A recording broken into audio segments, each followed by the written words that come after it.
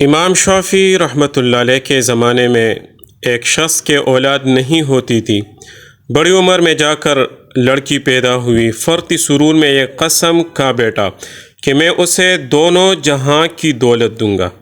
کہنے کو تو کہہ دیا، مگر جب وقت قریب آیا تو نہایت فکر پیدا ہوا کہ میں کیا اور میری ہستی کیا، دو جہاں کی دولت میں کس طرح اپنی لڑکی کو دے سکتا ہوں۔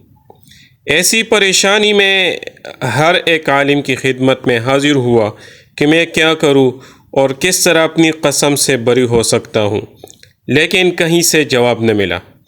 جب امام شافعی رحمۃ اللہ علیہ کی خدمت میں حاضر ہوا تو آپ نے سن کر فرمایا کہ تیری قسم کا نہایت آسان علاج ہے۔ اے شخص، اپنی دختر کو قرآن مجید کی تعلیم دے، پھر رخصتی کے وقت قرآن مجید اس کی بغل میں دے کر وداع کر دے۔ قسم ہے اللہ کی، تو نے دونوں جہاں کی دولت اپنی بیٹی کو جہیز میں دی اور تو قسم سے بری ہوا۔